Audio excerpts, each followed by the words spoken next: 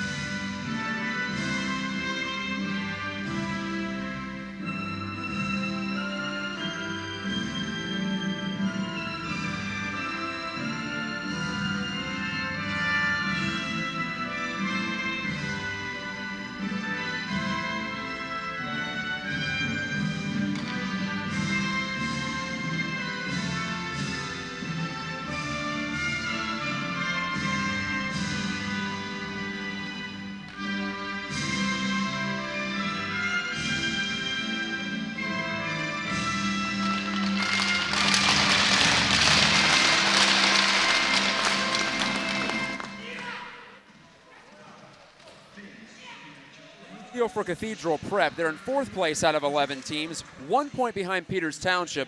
Erie Cathedral Prep boasting a record of 12-6-1. Peters Township at 13-6 with 0 overtime or shootout losses.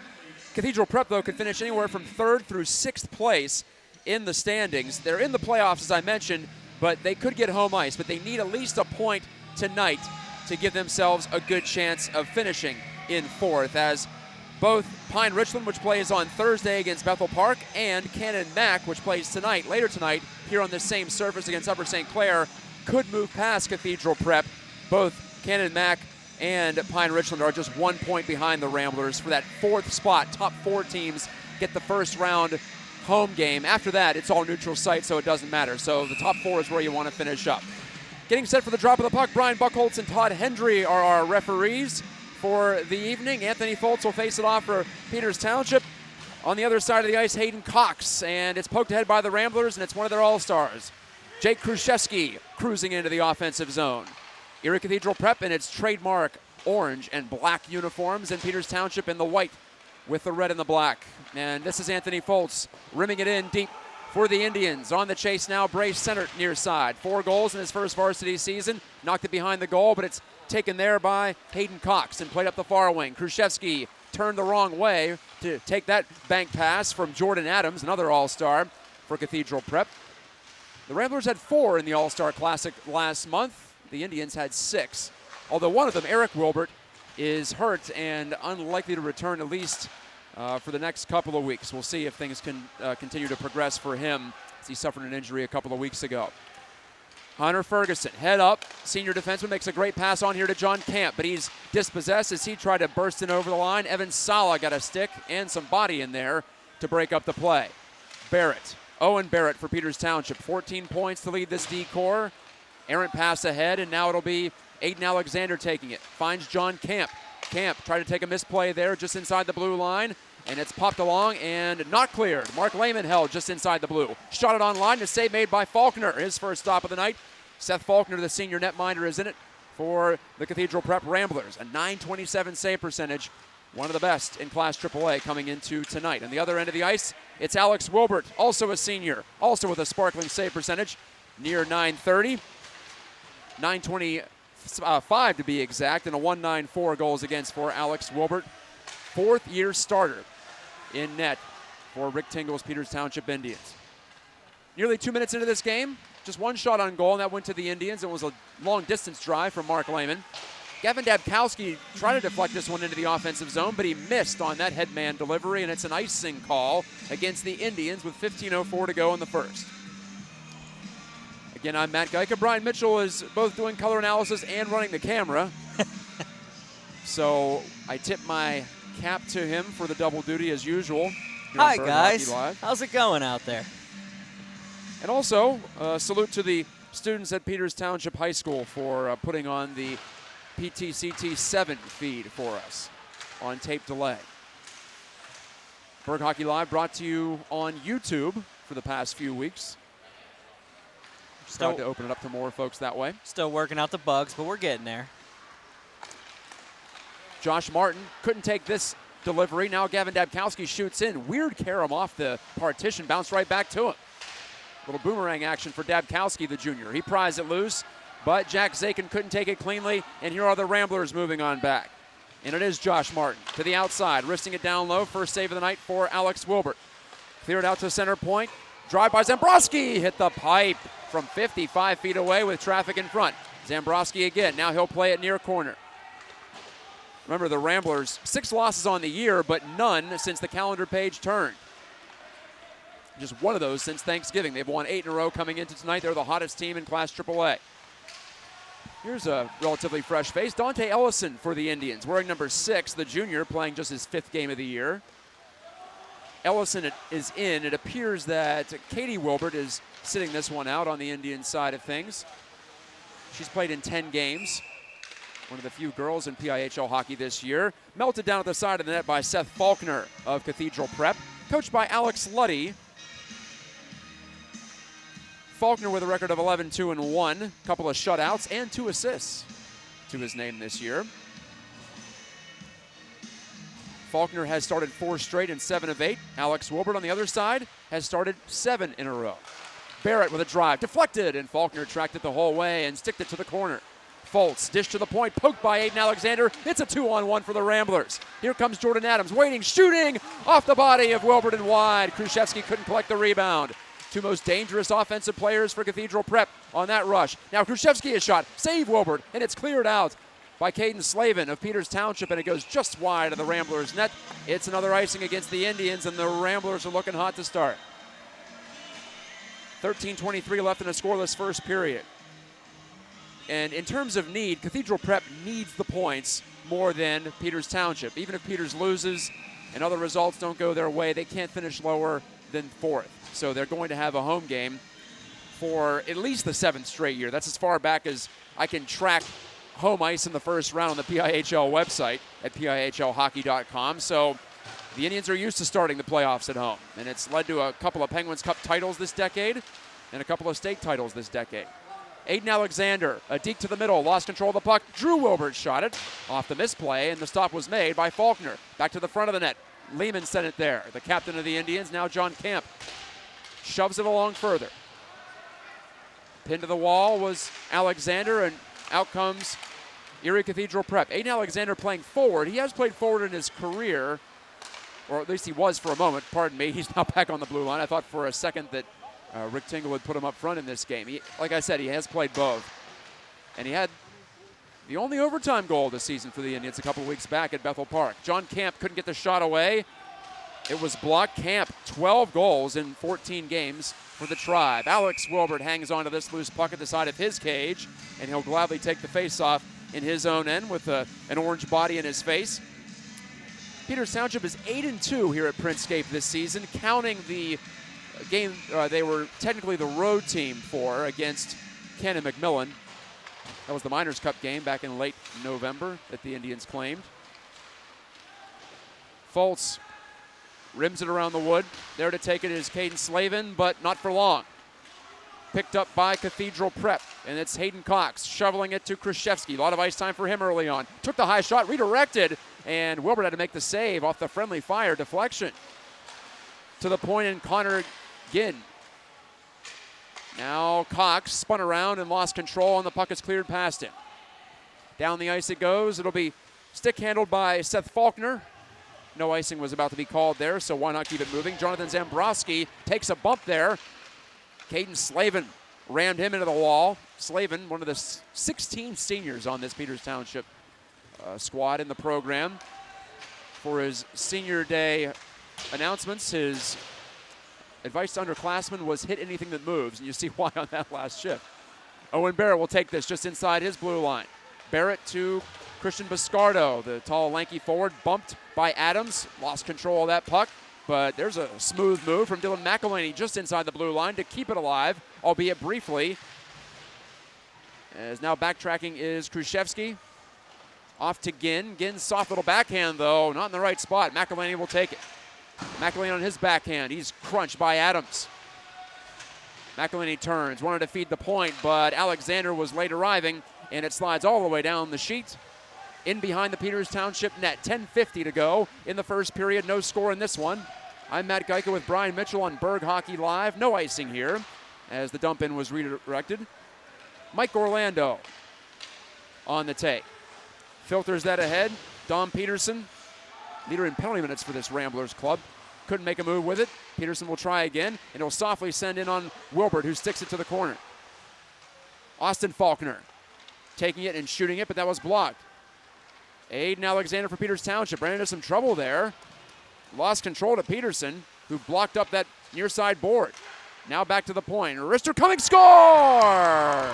Evan Sala shot it. I think it hit a body or a stick on the way, and it dipped as it headed toward Alex Wilbert, and it got under his glove and inside the post. With 10-12 left in the first period, Cathedral Prep, what else is new? Takes an early lead, going for its 9th straight win. Well, it's got at least the first one in this game, all important on the road especially.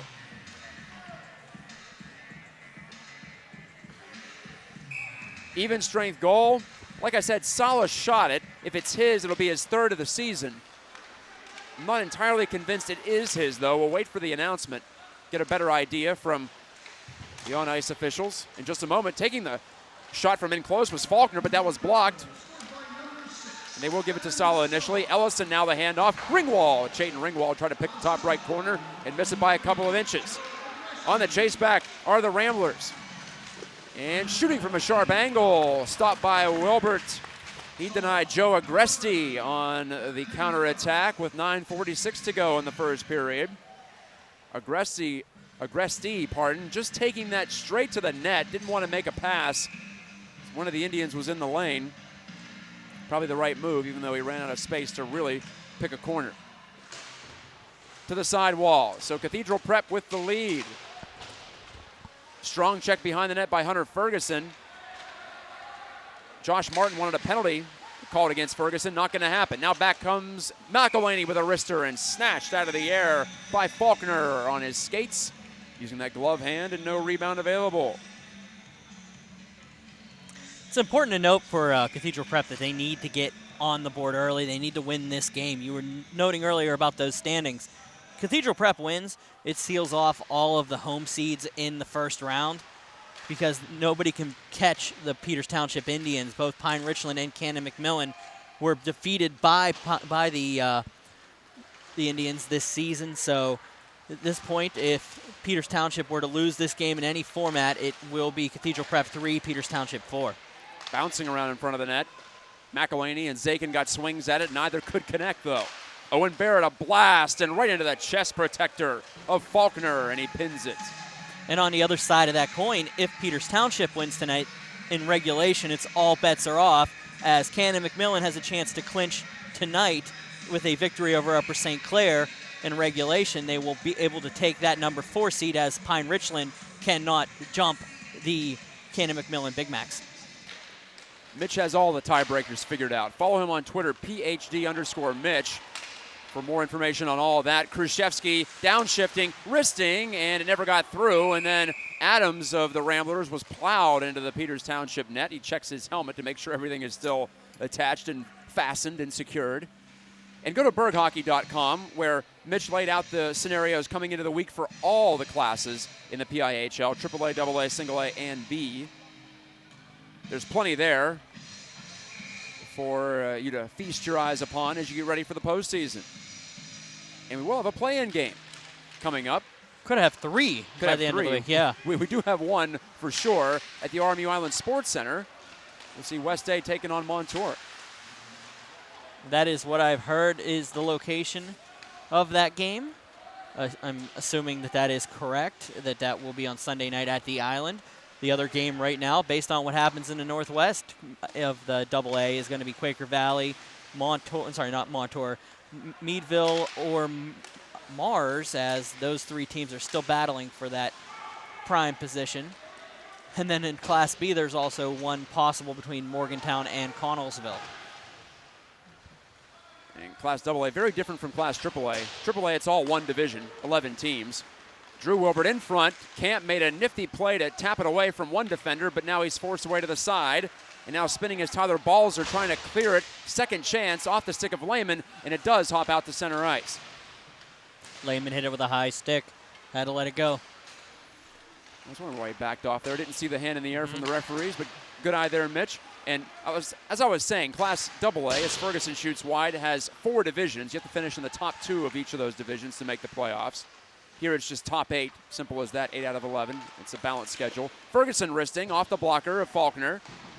Lehman in behind. Camp tried to kick it, but he whiffed on it. Orlando rips it away, and it's cleared by the Ramblers right through Jake Bush, the senior defenseman. Well, the Indians have won 3 in a row, but 2 of them have required more than regulation to get it done after they didn't play a single game beyond regulation in their first 16 of the year. Last time out, it was a shootout win at Pine Richland. Drew Wilbert had to score a third period power play goal to take at least a point there, and then they got both of them, did the Indians. Camp with a wrist shot. That's off a stick, and it hops to the near side. But all wins count the same for 2 points in this league. So PT with 13 of those victories in 19 games coming in. Dom Peterson. Peterson pushed it around Barrett. Peterson centering, got through a couple of sticks, but Drew Wilbert cleans up the garbage. Wilbert not out there with his brother Eric, as we usually see. I mentioned Eric injured. 2 all-stars, or 2 key contributors, I should say, on the sideline for Peters Township. Seth Hanna as well, senior defender, in addition to Eric Wilbert, who did make the all-star team. Zakin on the puck retrieval, finds Alexander, dished it right past Marcus Shearer of the Ramblers. It's into this near side corner. Dabkowski spinning to try to keep it. Dabkowski with Zakin, but it's a 3-on-2 advantage for Erie Cathedral Prep in the corner. And it hops out to center ice. Dabkowski will shoot off the glove here of Zambrowski. Zambrowski overtaken by the long and rangy Dylan McElhaney. Zakin snaps the pass out to the point. Ferguson banged it off the skate of Zakin. Now Ferguson tries again, ripping it, and it's blockered aside by Faulkner. He saw it the whole way. No trouble there for the all-star goalie. McElhaney off a stick, right to Zakin though. Indians starting to swarm the puck and possess in the offensive zone, down 1-0. Alexander drifting to the top of the circle. Under some pressure there from Kurt Johnson, so he knocked it in deep. And drawing a penalty there in the corner was Dante Ellison, so he contributes in his first game back in the lineup in a while. And with 5:19 left in the first, Peters Township gets the evening's first power play. Peters Township getting a very good cycle down low and just forcing Cathedral Prep to try to get that puck off of them, and that just resulted in the penalty. So we'll go to the power play for Peters Township.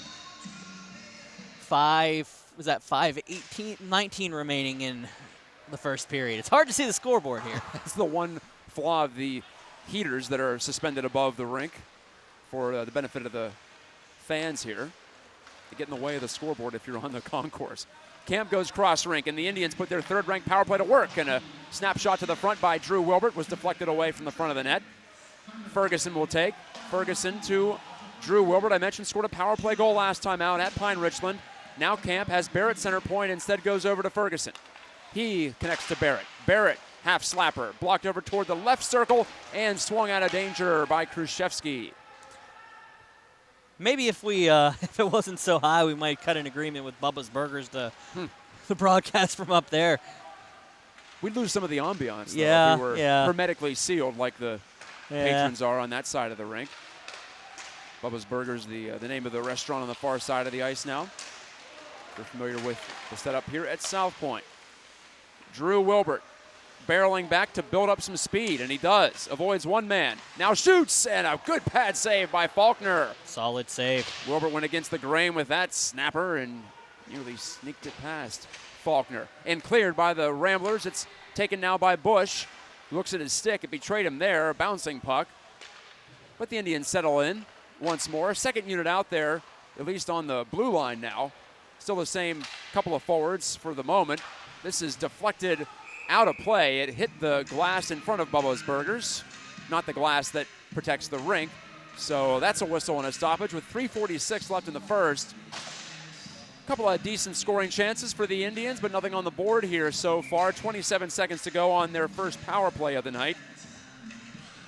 Strength on strength, because I mentioned Peters Township with the third-ranked power play. Well, Cathedral Prep has the second-ranked penalty kill at 85%. Just 13 power play goals allowed this season.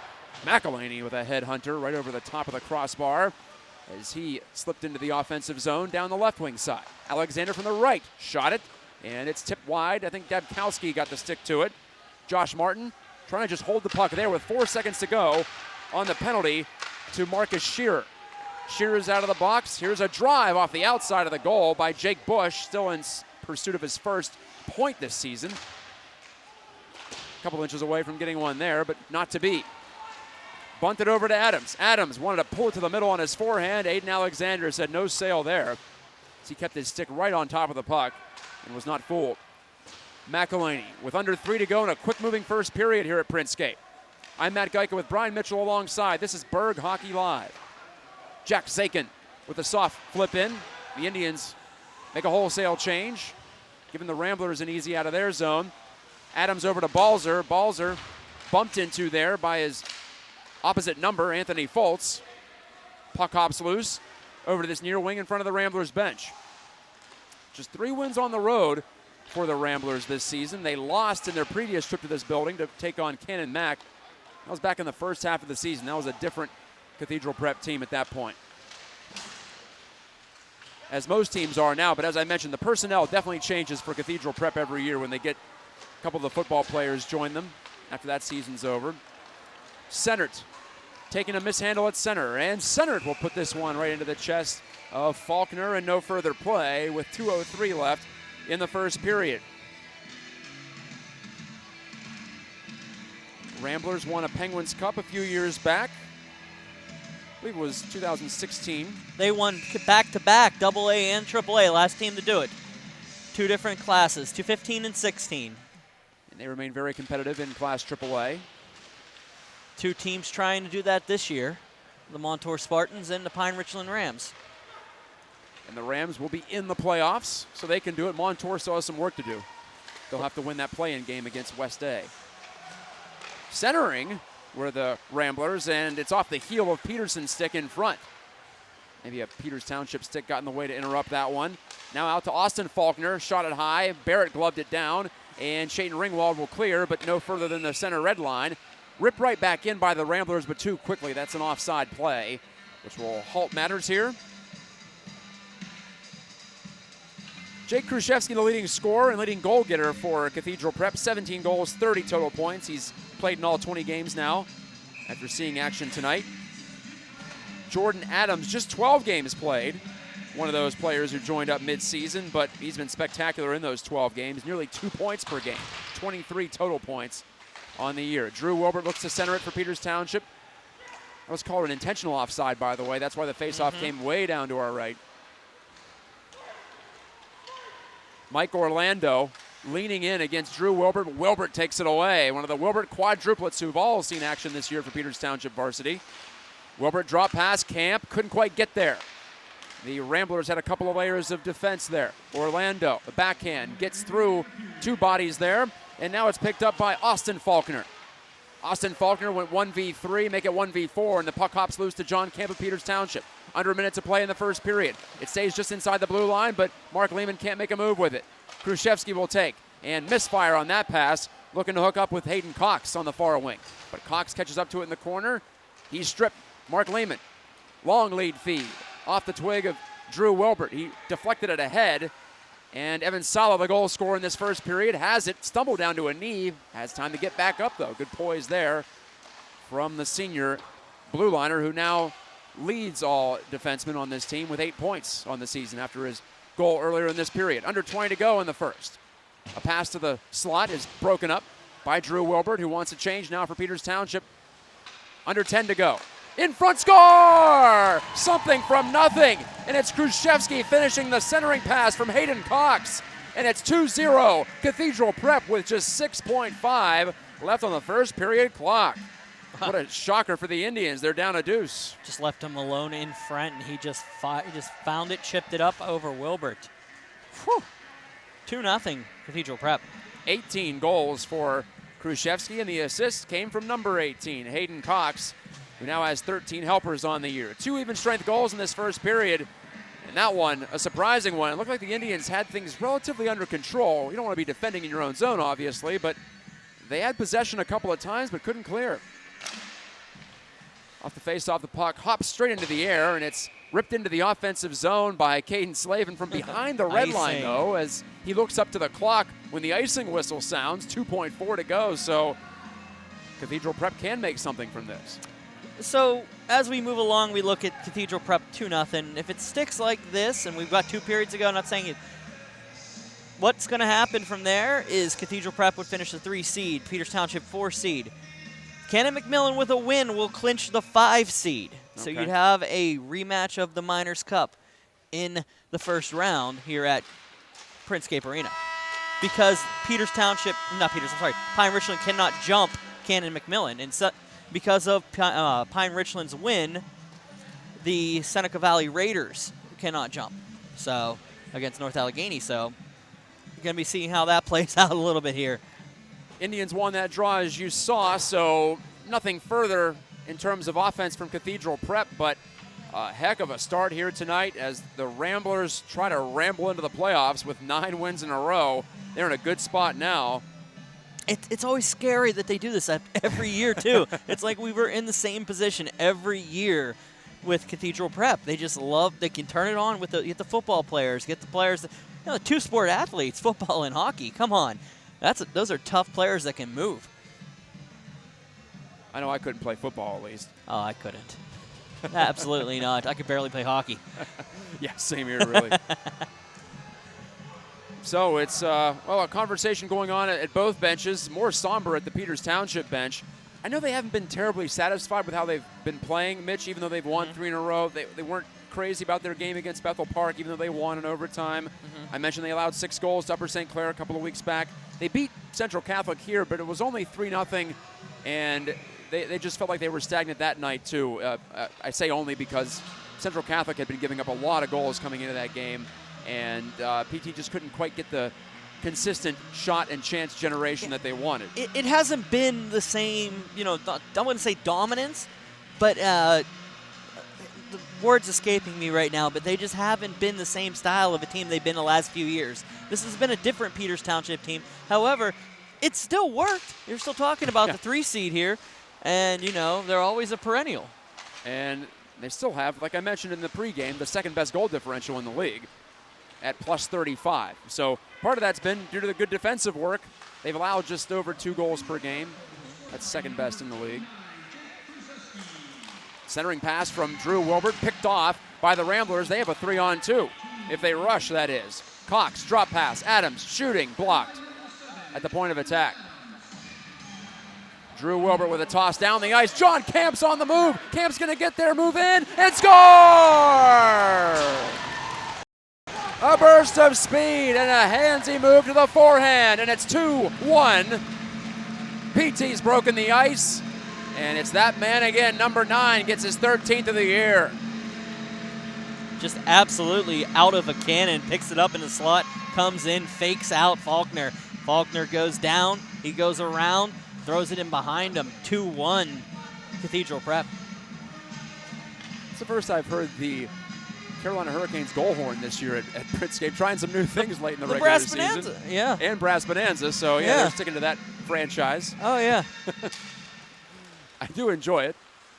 A lot of nights it's kind of quiet when they score. Zakin with the pickoff at the line. Zakin's backhand missed by about a foot to the right. McElhaney takes it though. McElhaney to the point, and Barrett shooting, save Faulkner. I think it's in his blocker hand glove between his jersey and his wrist. He's still looking for it. Yeah, he doesn't know where it is. Yeah, it is. It's underneath his glove, in between his glove and his blocker on the top of his hand. That's a first save that I've seen like that in a while. Good break for him. Yeah. And he'll say, yeah, I had it all covered. Shot by Dabkowski. Goes right through the top of the blue paint. Dabkowski, McElhaney shot it, and it was blocked. It was ticketed for the top corner, but there were too many bodies in front. One of them was his own teammate, Jack Zakin. Zakin will take this one here, so it's 2-1. Indians get on the board here. Camp's 13th. Centering, Dabkowski. He stubbed the one-timer, didn't get all of it. And the pass came from McElhaney. It was a beauty, right in the wheelhouse. Dabkowski with a couple of goals in his junior year, first varsity season. Zakin's motoring, wristing, blocked. Camp right on goal. What that stop's shot. made by Faulkner. I didn't even see it. Didn't have a chance to even settle it down, just fired it perfectly on Faulkner. Well, I said that Eric Wilbert may not return this season. John Camp is going to have to pick it up for that secondary scoring for the Indians. They do have Drew Wilbert. They do have Mark Lehman, but they need somebody on a second line or a third scoring option, if you will. I think that's what I've been noticing about this Peters Township team versus the last couple is the depth. They of course, you said 16 seniors, but the offensive output hasn't been there this year as it usually is when it go down the lineup. You get, once you get past Lehman and that top line, it just starts to trickle off. And I should note that the goal differential is great, of course, but yeah, there was the, was it 13-1 win against Butler here? Yes. So that'll inflate some of those numbers. Big hit over on the far side. Mark Lehman trying to get his team going. He drilled Samuel Gasper. This is a delayed offside against Cathedral Prep. Mark Lehman, the senior captain, the center, and who plans to play baseball at Army West Point next year. It's disappointing to hear he wasn't going to pursue hockey any further because, boy, I think he's a terrific player. He's been awesome in all 3 of his varsity seasons here at Peters. Real handful. Centered off to Fultz. Slavin shooting as he stepped into one, and that is held on to by Seth Faulkner. Baseball at Army West Point. Yeah. Good for him. I heard he was going to West Point. I thought I might see him at the Army Island Sports Center playing hockey because Army is in the same conference as RMU in Division I, but apparently not going to be the case. Just saying, if I'm Coach Brian Riley at Army, I might have a chat with him at some point. You never know. Lead pass from Ginn to no one in particular went right through Khrushchevsky, and it's icing against the Ramblers. So I mentioned it's a doubleheader tonight. Second game coming up call it a 9 o'clock start. Presuming this one finishes in a reasonable time frame, it'll be Upper St. Clair at Cannon McMillan. And as Mitch laid out to you, implications there, especially for Cannon Mac to jump into a home ice spot perhaps. Alexander wristed it, didn't get through from the point. Adams angled it back ahead to Khrushchevsky. You can tell those two are on the same wavelength. Adams didn't even look. He just put it into a spot, and it nearly worked out, but the Indians had it sniffed out.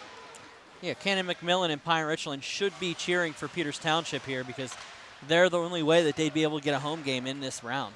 Otherwise, Cathedral Prep will be locking up that fourth and final home spot. Khrushchevsky ran the gauntlet and got the shot off from point blank, and Wilbert stopped him.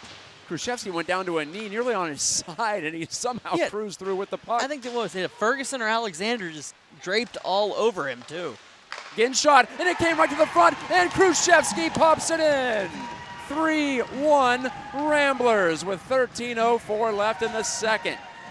Wow. I want to say that was intended to be a shot, but it ended up a perfect pass to the doorstep. Couldn't make it any better, just being perfect position there and just wide open opportunity. Puck came to his stick and just tapped it past Wilbert, who just didn't expect it. I guess it had to have been a shot because Wilbert bid on as if it was a shot. Went down and played it, yeah. It might have been tipped slightly to put it offline by about a foot. Well, how about these Ramblers? Up 3-1 now in a tough place to win. In a place where they have won, though, the last 2 times they visited Peters Township.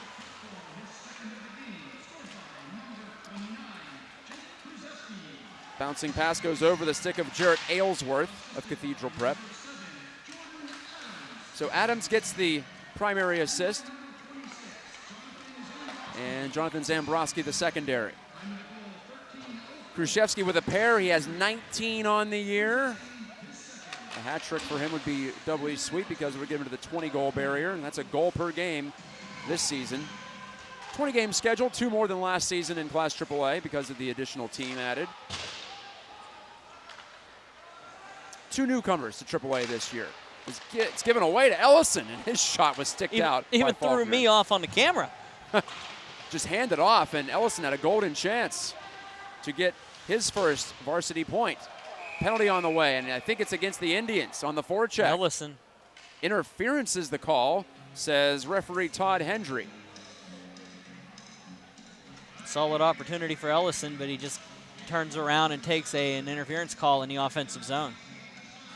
And now a big chance for Cathedral Prep to start to put this one on ice. It's still relatively early. We're not even halfway through this one, but with 12 minutes left in the second and a 2-goal lead already,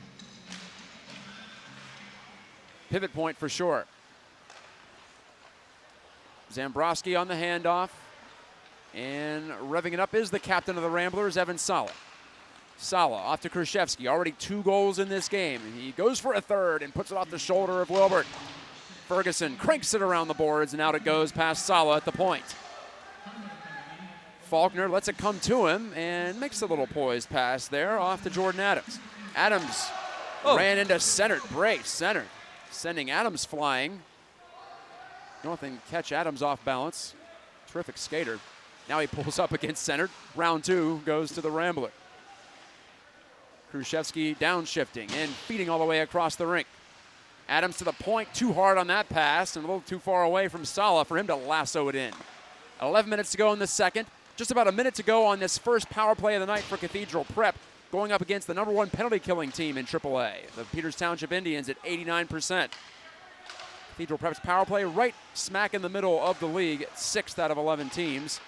And this is an icing call, and a frustrated Jacob Khrushchevsky behind the play, wondering why one of his teammates wasn't in the way of that pass to knock it up ahead at least and negate the icing. Khrushchevsky gave a tap to Joe Agresti.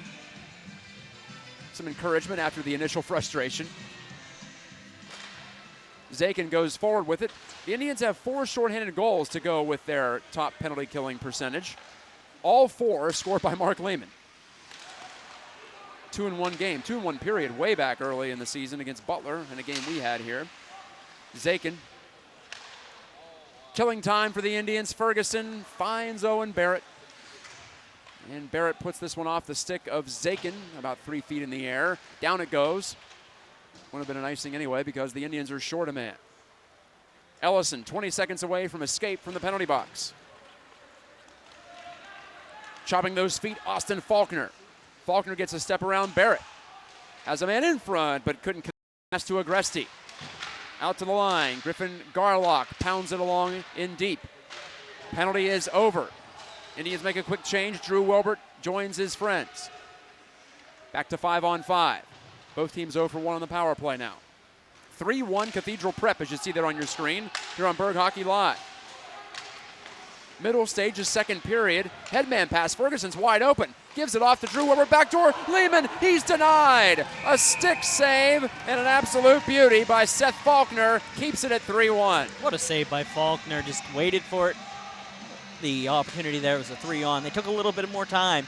Maybe in that situation, you maybe take the shot a little bit earlier, look for the rebound, maybe try to bounce it off of something, but they waited a little bit longer. Faulkner just put him in perfect position to make that save with a stick. To quote the Hall of Famer Mike Lang, remember that one.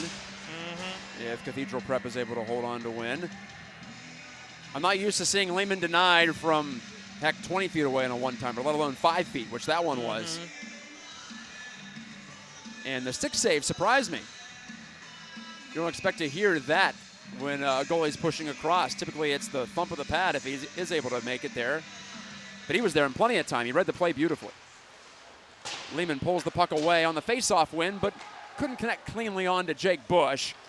So now the Ramblers get a chance to break it out. Here's a sharp pass across from Orlando to Adams. Adams to the middle, has a chance, shot it, and he just missed. Maybe Wilbert got a piece. Adams put it right back in front. He stashed it on the backhand side, but it slides out to the blue line. Orlando ripping, blocked by Bush, and Lehman will take it. He's got a man breaking up ice. It's John Camp, and he got it to him. Onside Camp, he scores! What a pass, what a shot. 3-2, John Camp with a pair of breakaway goals in the second period, and it's far from over in South Point. Wow, Lehman just saw Camp. He had to put it perfect as 2 Cathedral Prep sticks were just ready to block that one down. And he put it perfectly on Camp's stick to keep him on side even. That was going to look like Camp was going to be just ahead of it. And came in and just fired it tie on Faulkner, and it's 3-2. In this job, a lot of times I'm as surprised as anybody by the lead passes because I'm following the puck. That time you could see that developing. Camp was breaking. The play was broken up in the Indian zone. And there's only 2 things that happened from that. What just happened, and it goes past him because he put it too far ahead of him. Wow. And it was just ever so delicately guided ahead by Mark Lehman, who picks up the assist on the play.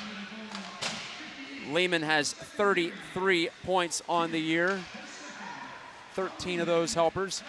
It's 3-2, Cathedral Prep, and top line's going toe-to-toe right now. Khrushchevsky's got 2, John Camp has 2. Both times sent away on breakaways. He went with the forehand deke move the first time. Second time, he called the goaltender Faulkner's bluff. Big hit at center, Ferguson knocking down Martin. But Camp pulling the trigger early and sniping over the glove, as you saw there on your screen. And this is Aiden Alexander, pardon me, off the Barrett. Indians regroup and now hand it away. Eubank wanted a center. That's broken up.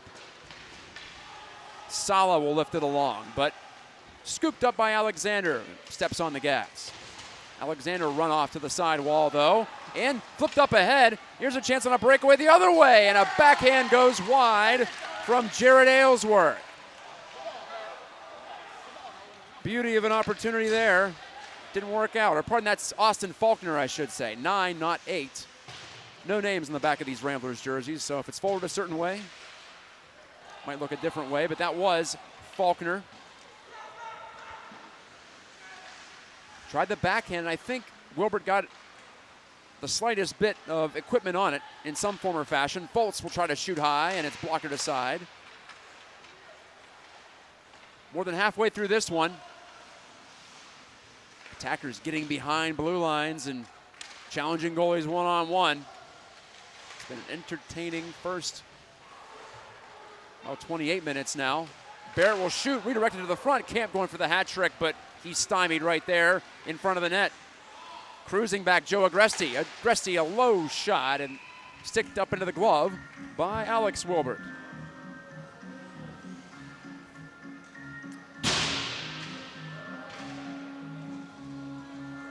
Well, one of the Ramblers was frustrated, and that was Austin Faulkner. Thought he could put the Ramblers ahead, and he could have with an opportunity. We just saw on the breakaway. So in the breakaway counter, it's 2-0 in favor of the Indians, even though Cathedral Prep has had an opportunity to cut into that. Drew Wilbert's wrister off the skate of Prep's Zambrowski.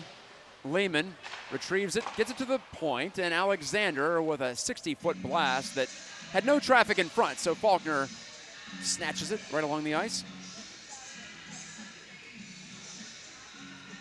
There's been some games this year we've seen all 4 Wilberts on the ice, just 2 tonight out of the quadruplets for Peters Township. Eric injured and Katie not dressed. So we have Drew and we have Alex. Khrushchevsky off to Adams. This dynamic duo's at it again on a rush opportunity, and this shot's right into the Indian crest on the jersey of Wilbert. I was mentioning earlier, the last 2 times that Cathedral Prep has come into this building to play Peters Township, they have won, which is hard to do against the Indians really any year this decade, but especially the past 2. Just 3 combined losses the past 2 years, and 2 of them have been to Cathedral Prep here on this home ice at Prince Skate. Rolling pass goes ahead, and it'll trundle down the rink for an icing call. Adams misfired on that one. And beyond that, in those 2 wins coming into tonight, Jake Khrushchevsky had scored 3 times to make it now 5 goals in not even 3 full games here against Peters Township in the past 3 years for the Ramblers' top gun. He scores against everybody, but he seems to have a special brand of success in this building. Remember 2 years ago, the Indians hadn't lost here going late into the regular season until the Ramblers came in and upset them. Usually a second half kind of team. Erie Cathedral Prep.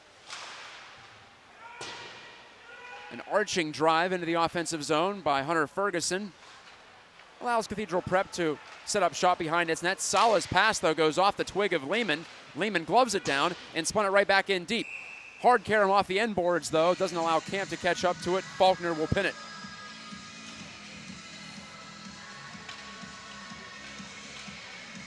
So if Prep can get the home game, they would force any of these teams down here in this part of the PIHL. I have about 2 hours to get up to Mercyhurst Ice Center one way. The only way the team that's closest is Pine Richland at this point, and they're a possibility. It'd be about an hour and a half from there, I suppose. Yep. Still not short. Nothing like what you'd see in any other part of the league. Zakin trying to use a power move there, leaning in against Garlack. And he did win the puck. Did Zakin. To Barrett, back to Zakin. I do believe Seneca Valley can get the 6th seed, too. Okay, so that could be a possibility as well. Wouldn't be as bad as one of the South Hills teams making the trip. Yeah. Barrett's rip.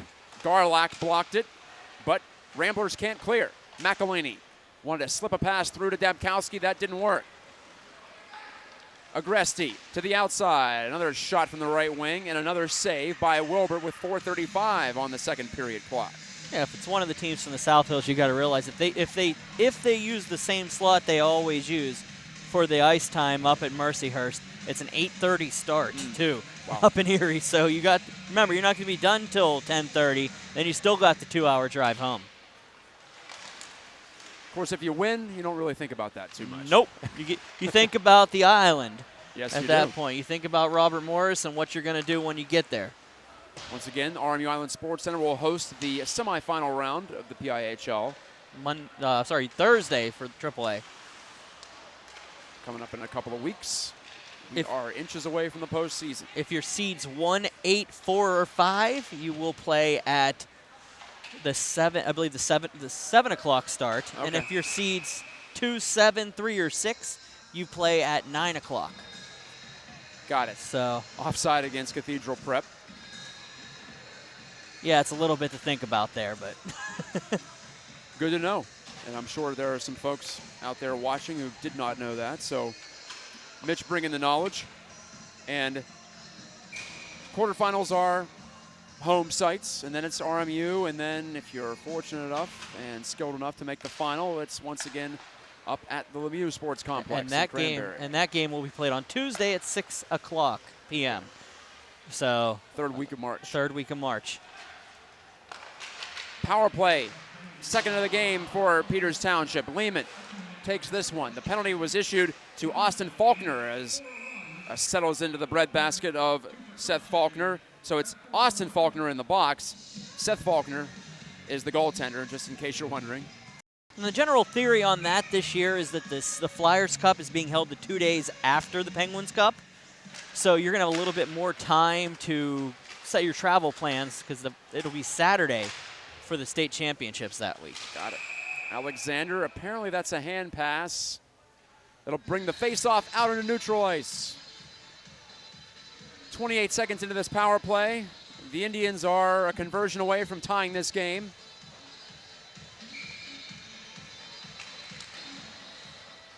The second period has been PT's weakest of the season. First and third, they've been dominant.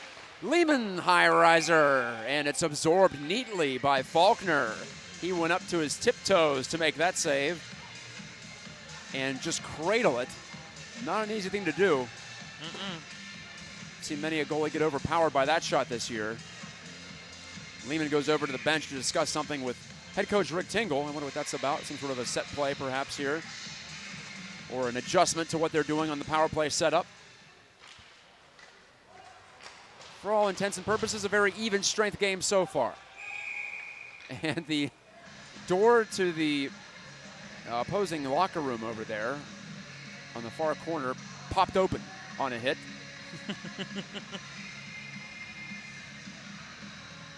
Actually, the locker room for the opposing team is down to our right. I'm not sure what that door goes to, another room of some sort. Khrushchevsky will tip it ahead, and Jake Khrushchevsky, already with 2 goals, has a shorthanded chance. Couldn't get around Hunter Ferguson, but then Aiden Alexander interferes with him on his way to the net after that, and that'll even things up. Whistle sounds. Brian Buckholtz makes the call. So we'll see some 4-on-4 play. The second interference call against the Indians tonight.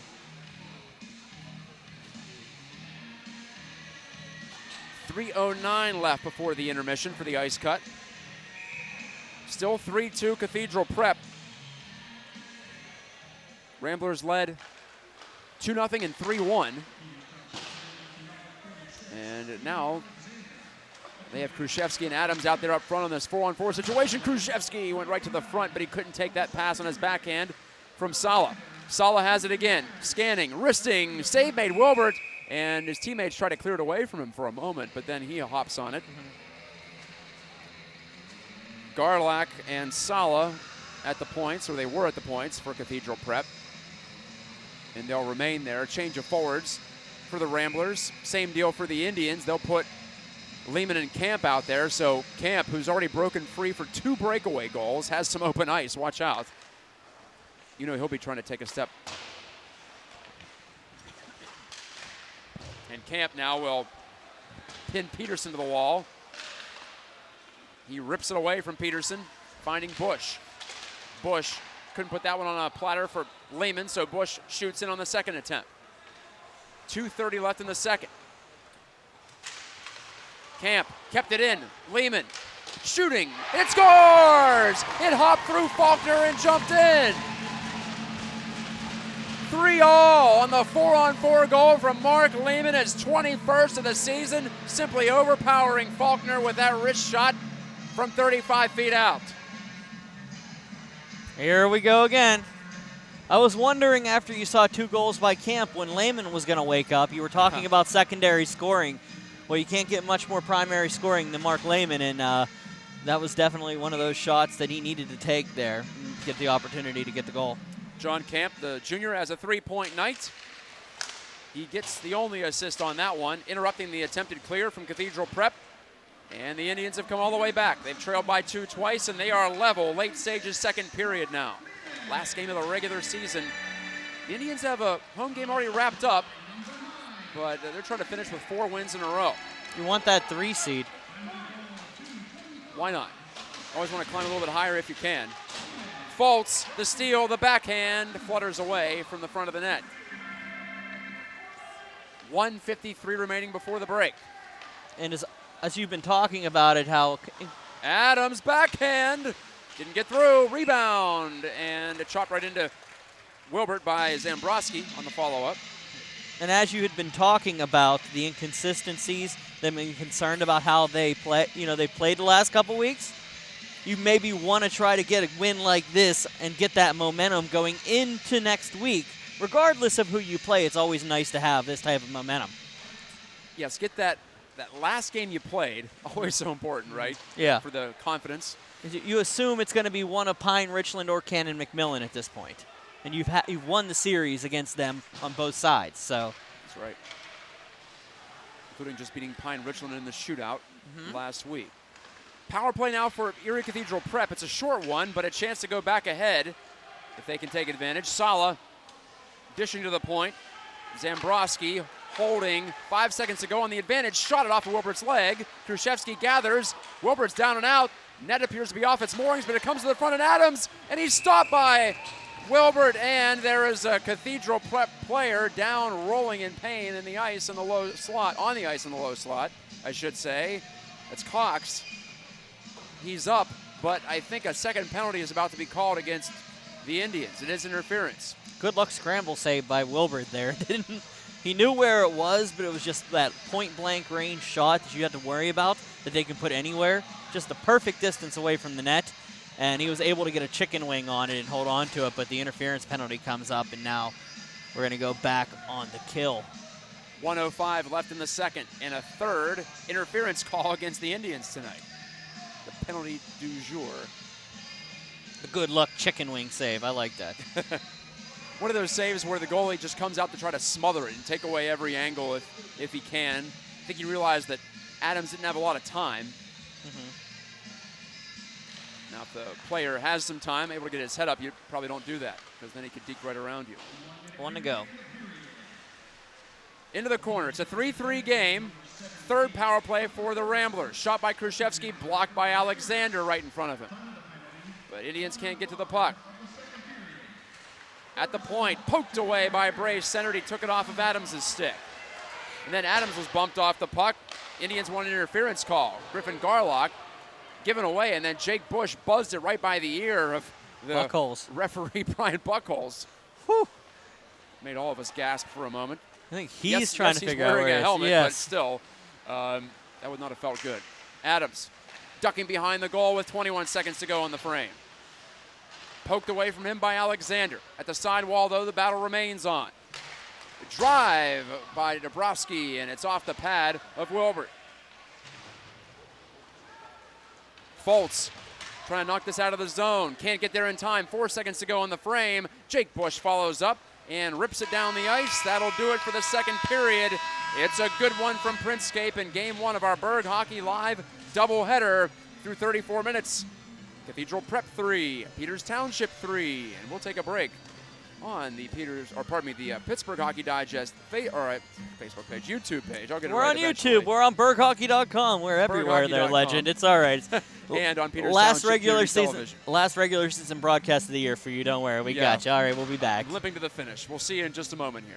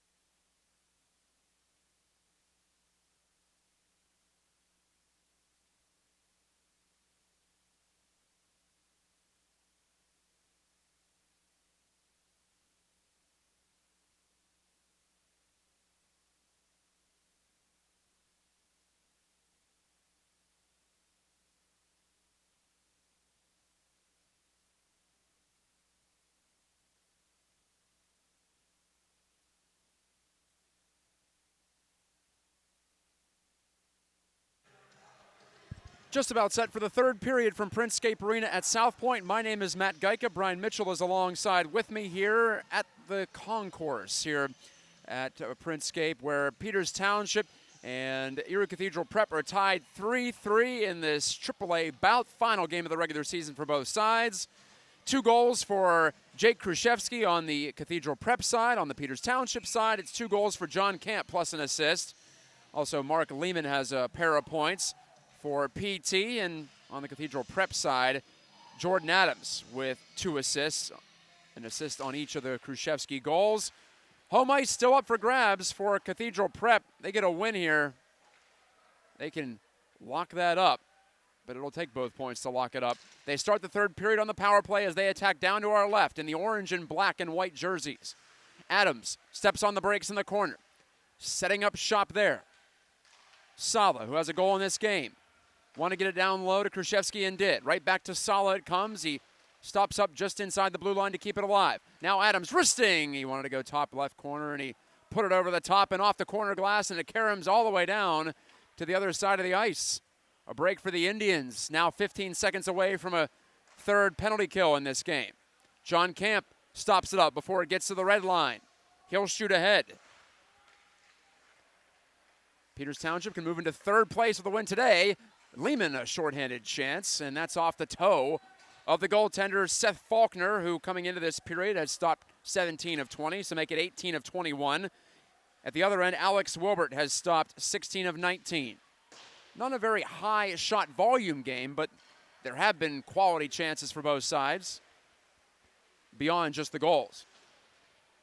Ice a little wet here after the resurfacing. Drew Wilbert fanned on the attempted clear, but Alexander covers up, and the Indians are back to full strength. The top penalty kill in AAA has done it again. 3 for 3 tonight. Griffin Garlack nudged it along, chasing after it, but unable to get there in time. Joe Agresti for the boys in orange. Cathedral Prep has won 8 in a row to rise to 4th in the league. 8 in a row after starting 4-6-1.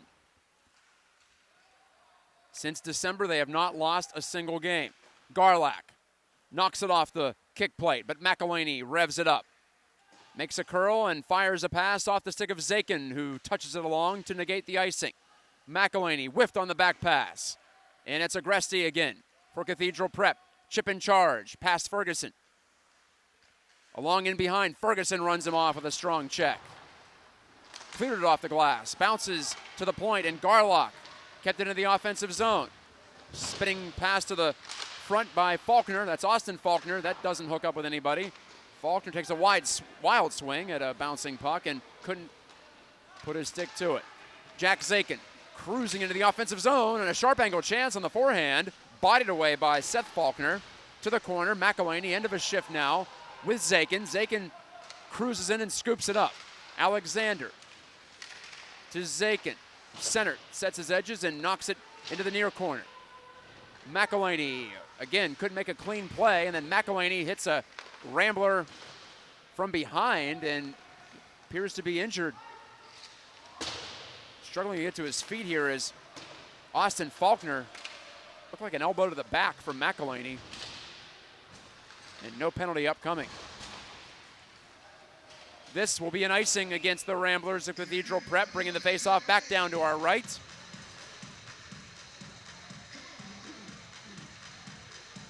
First game of 2 on tonight's Burgh Hockey Live presentation on the BurghHockey.com YouTube page. Pittsburgh Hockey Digest is our full name.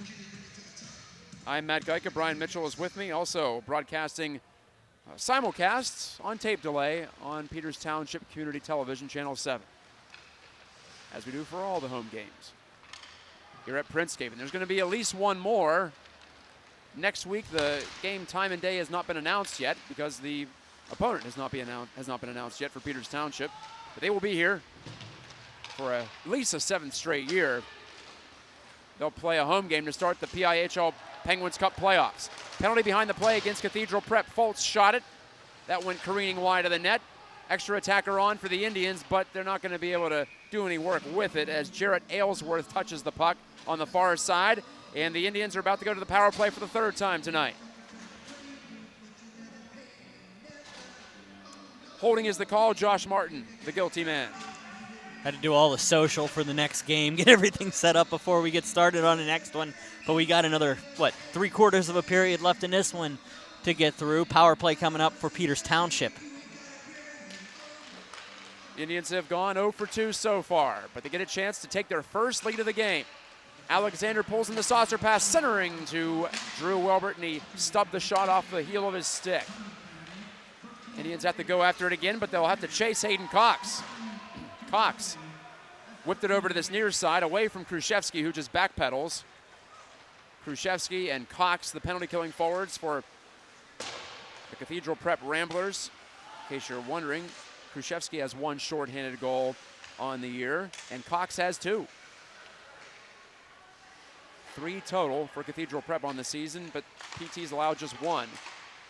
Alexander, snap pass, doesn't hook up with anybody. Drew Wilbert takes it off the boards. Wilbert down low to Camp.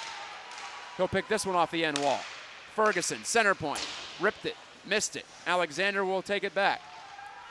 Alexander to Wilbert. Alexander and Ferguson working the points, 2 offensively minded blue liners, but that D-to-D pass was broken up by Khrushchevsky, who pressures Ferguson. Ferguson flipped that pass right over the top of Khrushchevsky's stick.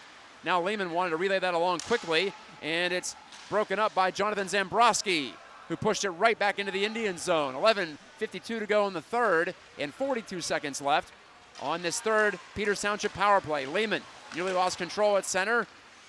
Wilbert ran into a man, but Drew Wilbert regains possession. Settling in, now centering one to Lehman, and he put that shot off the stick of a Rambler and wide. Lehman to Bush. Bush tees one up, and it's off the leg of Zambrowski. Zambrowski to the corner. Couldn't get it cleanly, but Hayden Cox will, and he'll clear it one more time. 10 seconds left on the penalty to Martin of Cathedral Prep for holding. Foltz stretches out to take this lead pass. Second unit out there for Rick Tingle. Debkowski, the dangle, the shot, and it ends up in the glove of Seth Faulkner, and nothing further from that. Penalty is over. 11:06 left in regulation time. So much on the line, and they're both playing like it is, too. They want that 3 seed. Feels like a playoff game. It is a playoff game for seeding at the moment, if you will, in that way. Last of 20 regular season games for both sides. And Peters has had a busy schedule lately. They're coming off of a back-to-back 2-game week situation. Then they were off last week. So a lot of games at the start of February, then nothing last week. They did play Meadville, though, in a senior night scrimmage, which they have done the last couple of years. That happened on Sunday afternoon/evening. Zakin cleaned out on the far side wall by the Ramblers' Mike Orlando.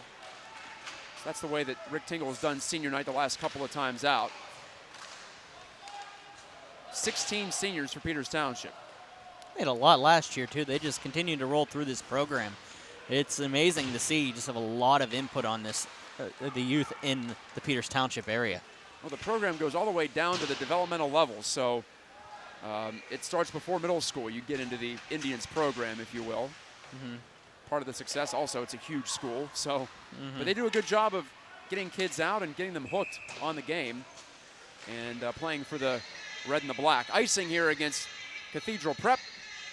Just under 10 minutes left now in the third.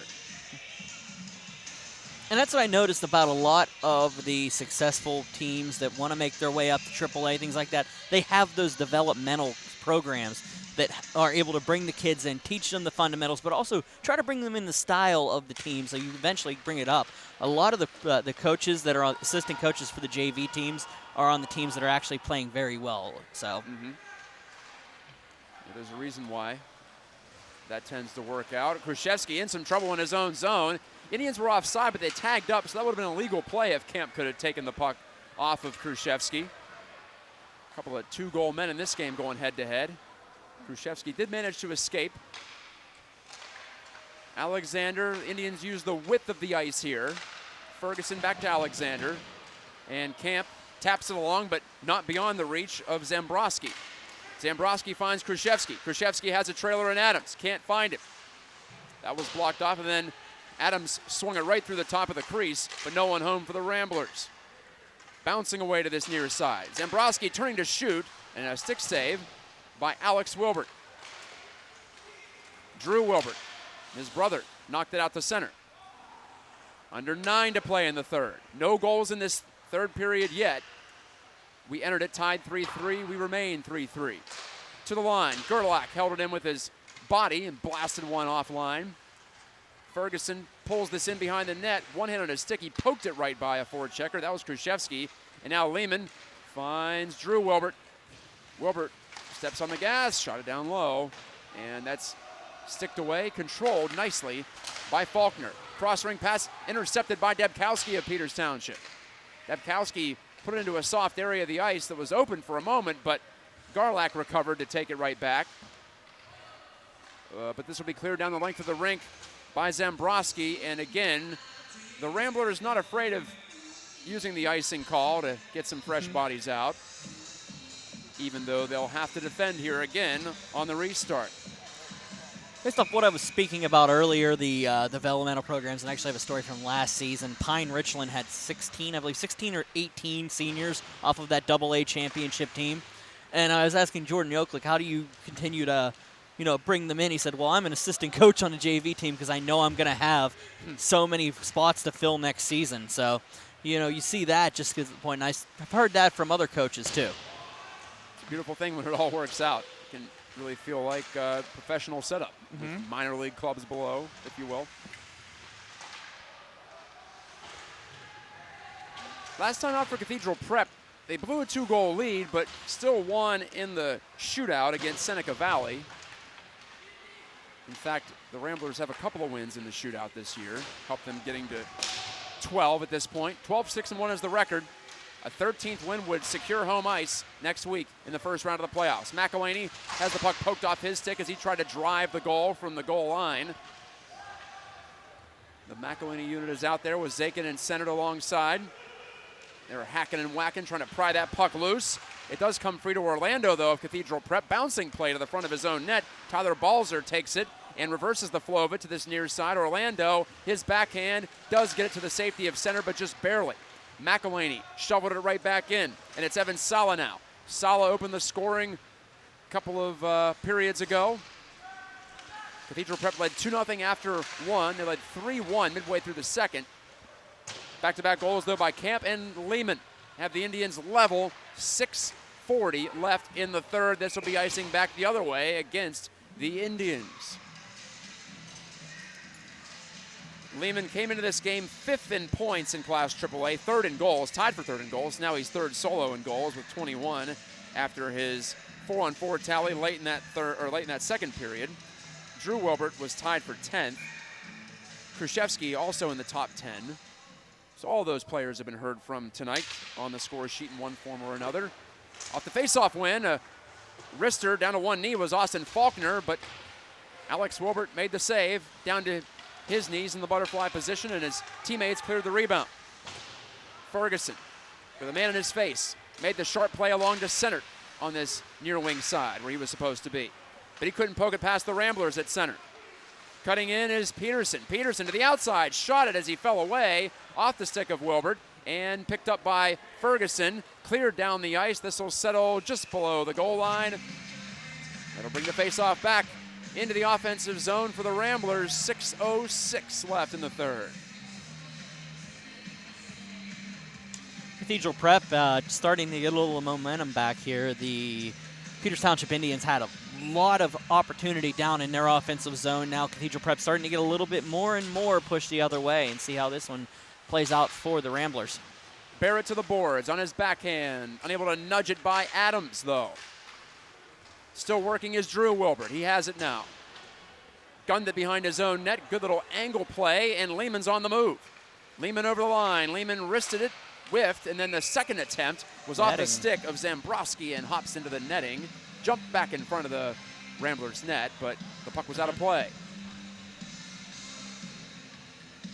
One of these teams is going to get an opportunity off of a bad bounce or some sort of a play that just creates the break that they're going to need, because it just feels like that powder keg's starting to get a little bit warm now.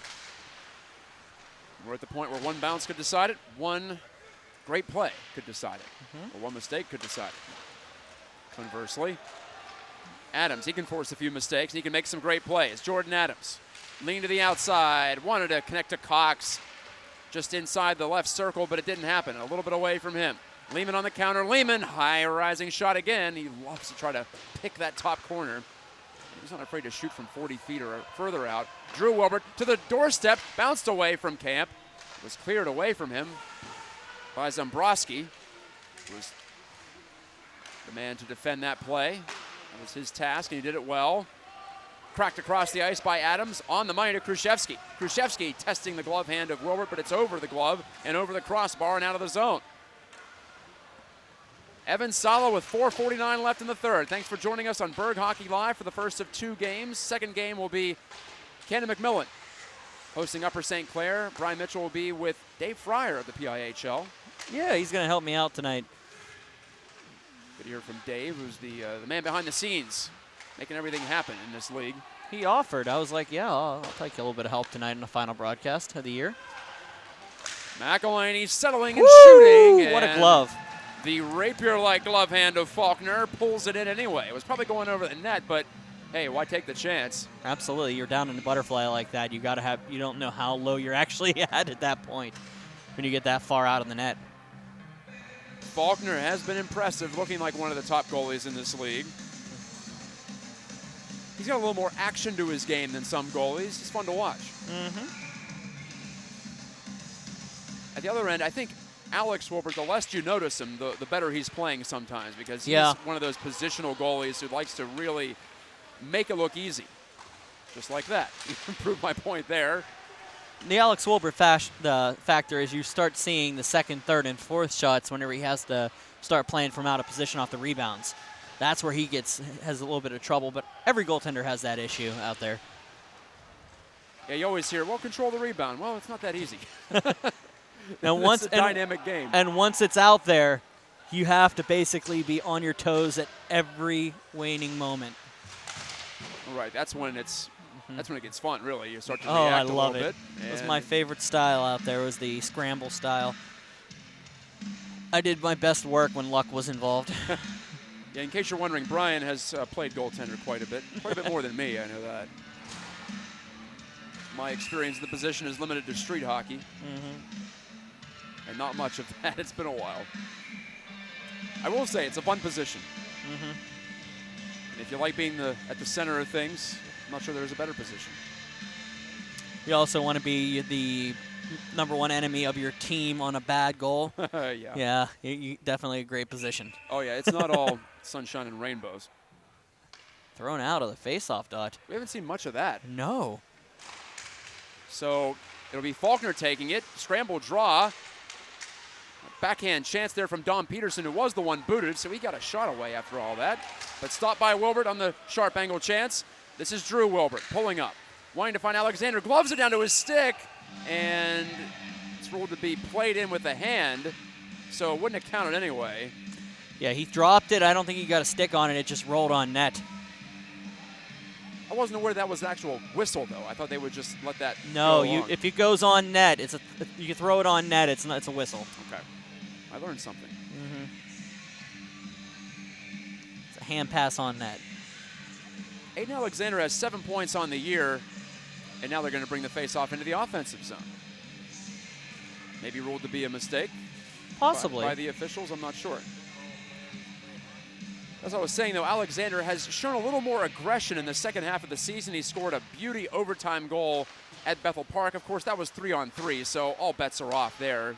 And with 10 seconds left, he had no real risk in breaking up into the play. But I've noticed him being a little bit more assertive. As here's an assertive shot from Khrushchevsky on the cutback move into the chest of Wilbert. And then he got a stick in the neck area, it appeared, from Adams on the rebound chance, and the Indians' Ferguson ushered Adams away from the front of the net.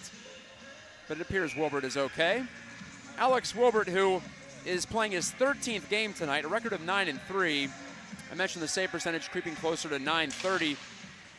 Didn't play the first month plus with a lower body injury, but he's essentially been the man since then, as we expected this season. And here's his brother Drew. Drew Wilbert trying to make it 4-3. Could not beat Faulkner, who came out to cut down the angle. There wasn't a lot to shoot at. Tried to sneak it through the 5-hole. Seems to be. John Kemp appeared to be slashed, or he ran into something as he charged the back post, and he is still smarting from that apparent injury, holding his right hand outside of his glove.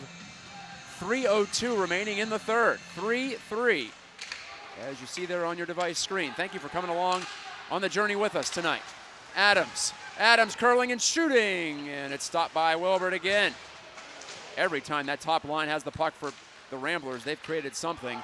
Krzyzewski was wiped out deep in the zone. Ferguson, he's right on the edge tonight. He's been penalized once for interference. That time, that was close to a knee or a trip on Krzyzewski, but play allowed to continue.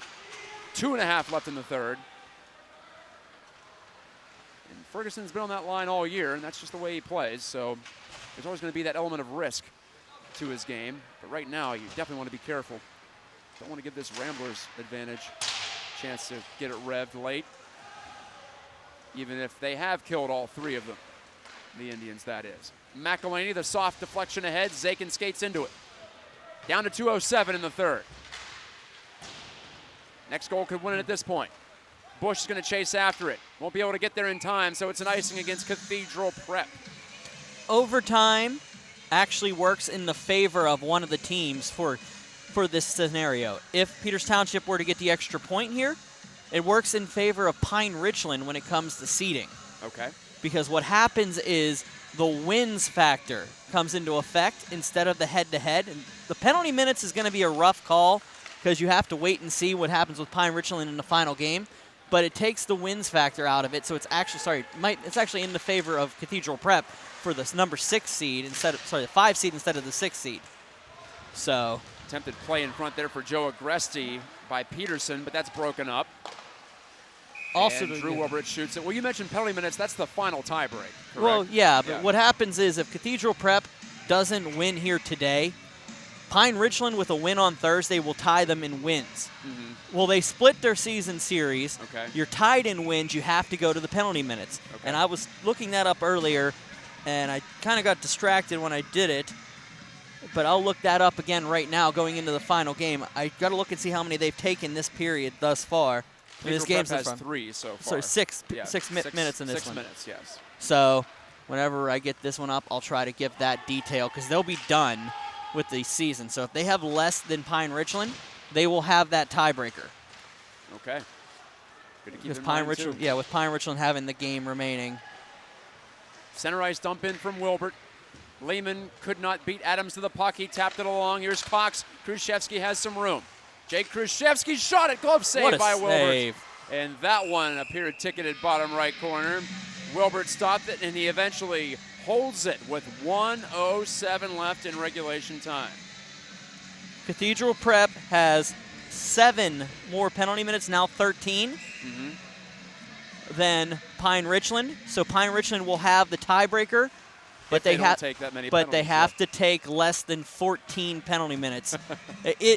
It's crazy with the tiebreakers, and that's where we're looking at right now. So that is now they need to take 14 less penalty minutes. Pine Richland is at Bethel Park on Thursday. Yeah, so be nice. You got to be nice and win. Krzyzewski, backdoor play, bounced away from Adams. It was sticked aside by Ferguson. Now 50 seconds left in regulation time. We go to overtime, both teams get a point. Adams wanted to find Krzyzewski on the back post, but Anthony Foltz, the winger, made the defensive play that time.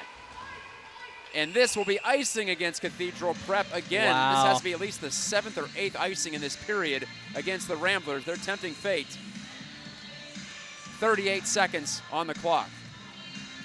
No goals in this period after 3 to each side in the first 2. Lehman on the draw for Peters Township. Hayden Cox for Cathedral Prep, and Cox, clutch win. And Zambrowski will clear it around the kick plate, and it's off to Alexander. Now Barrett put it right through Drew Wilbert. Half minute to go. Adams deked around one man, but Drew Wilbert came back strong on his stick to force the turnover. And now Lehman finds Camp.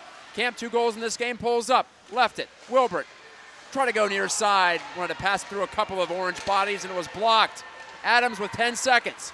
Jordan Adams slicing through and shooting, and I think it hit a body in front. Maybe Wilbert got a piece. 4 seconds left in regulation time. Spun to the front by the Ramblers. One last chance, perhaps. No, they won't get the shot away, and we go to overtime in South Point. Wow. We having fun yet? I've had fun for the last 2 weeks, sir. Wow. Let me 3 see. all. We finished that regulation portion, so each team gets a point. Big time point for Cathedral Prep to aid its chances in finishing in home ice position. So now Cathedral Prep with 26 and Peters Township with 27. They'll play for the final point up for grabs. And if Cathedral Prep wins, they win based off of the tiebreaker of points in common games. So they will take the 3 seed because they will have one, at 3 points. Okay. Yeah, 3 points compared to the 2 points that they would have split out. So. Right. I'm sorry. Yeah, if Peters Township wins. So wait. No, Peters Township wins. They win outright. I don't know what I'm talking about anymore. You're driving me insane, sir. Anyway, timeout for Peters Township. Yes, Peters came in with a 1-point lead on Cathedral Prep, so if they win, then they stay ahead. Cannon McMillan in any 3-way tie will take the 4 seed. All right. So when it comes to Cathedral Prep and Pine Richland, because they have won both season series against the 2. And out of town scores, Seneca Valley was winning 4-2. They have won 6-3. So the Raiders pick up a couple more points in the standings. Tough year for Central Catholic. They end up at 2-17 for the Vikings, just 5 points in 20 games. Seneca Valley now at 24 points. They're in a 3-way tie for 5th at the moment. If Cannon McMillan loses tonight, they will drop below Seneca Valley in the standings. That's where Seneca Valley can finish 6th. So Cannon McMillan can go down to 7th here. So they need the 2 points here, because they'll finish below Seneca Valley in any tie. Peters Township is a goal away from the 3 seed, and win number 14, Cathedral Prep, is a goal away from home ice in the first round. And win number 13, Camp. It's 3-on-3, sudden death. Lehman left the puck behind, but it's onside. Lehman wanted to gun it through traffic to get it to Camp. Remember, Camp has 2 goals in this game already, both on breakaways. Played ahead, it's Adams with Khrushchevsky. 2-on-1 for the Ramblers. Couldn't get the pass through Ferguson, who broke it up. It'll be a 2-on-1 back the other way, maybe. No, Adams catches up. It's a 2-on-2. Adams hustling to get back. Ferguson laid it into open space, and there's plenty of it right now in the 3-on-3. This is the 3rd overtime game in the past 4 for the Indians after playing the first 16 without going to overtime. It's gotten tight down the stretch for the Tribe. 3-man change for the Indians, and the Ramblers still keeping their original bodies out there. Cut back by Sala. Sala, Khrushchevsky, and Adams started, as you would expect, the 3 big stars for Cathedral Prep, but now they're off the ice. Second unit's out for both sides. It's only a 3-minute overtime as well. 1 minute into it. Drew Wilbert slows it up. Zakin supporting the puck. Alexander splits wide. Zakin on the take. He's got Wilbert making a cut, but can't make the pass through. Garlack defending Wilbert in the corner. Garlack took it away for a moment. Still available, and Drew Wilbert takes it and keeps it in the offensive zone. Waiting for reinforcements. Alexander joins him. Wilbert shot it. Save made, Faulkner. First save of this overtime for either netminder. Tossed ahead by Cox. Off the backside of Zakin, Indians have possession again, and possession is king in the 3-on-3. Alexander with Zakin.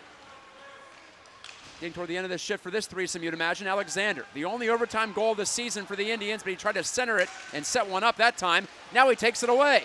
Alexander, the deke, and he couldn't get it free. Put it in the skates of Garlack, and it slid in on Seth Faulkner, who held on. Zakin was calling for that puck, but Alexander didn't want to make the pass, and a timeout will be taken by Cathedral Prep now with 1:05 left in the overtime. Oh boy, oh boy, oh boy, oh boy. Isn't this fun? All right, let me look at what we've got here. So Pine Richland holds the tiebreaker over Cannon McMillan. Cannon McMillan holds a tiebreaker in any 3-way tie with the 2 of them by common games. That would be the only way Cannon McMillan can defeat Pine Richland in any format on it, because they have most points in common games. So then you move into wins and PIMS, and then we'll just have to wait and see. I basically have been saying the entire time, let the games play out, because it gave me a headache 2 weeks ago. Yeah, you're not letting them play out right now. Well, I can't. They're playing out in my head, sir, because they're playing games in my head. I Oh, understand. man. Well, fortunately for you, after this second game, a lot will be cleared up. I hope so. Because if it's not, I don't know, man. Face-off coming up inside the zone. Lehman to take it. Camps out there. So's Ferguson on the Peters Township side. For the guys in orange, it's Khrushchevsky and Adams and Sala. It's as good as it gets right here. Wilbert has to fix his equipment down on the opposite end. He had his helmet off, and they had to get ready. That might be important. Yeah. 3 best guys against the 3 best guys. 1 minute and 5 seconds to go in overtime. And Lehman's forced out the center. Strong stick by Khrushchevsky to flush it out of the zone. And a giveaway. Adams, the breakaway for the win. Put it wide of the net.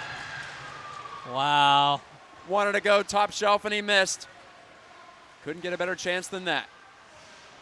40-foot breakaway, maybe a 50-footer for Adams. Had the hustle, though. Wasn't an unharassed breakaway. Now Adams knocked it past Lehman. Relays to Khrushchevsky. Has Adams cutting in. Khrushchevsky's shot blocked by Ferguson, and that hurts. And Ferguson is down, and so is Camp. Camp is down. The whistle blows. The MASH unit is out. The net was off its moorings. That's why the whistle sounded, I think. Wow. I don't believe it was for an injury, but it could have been.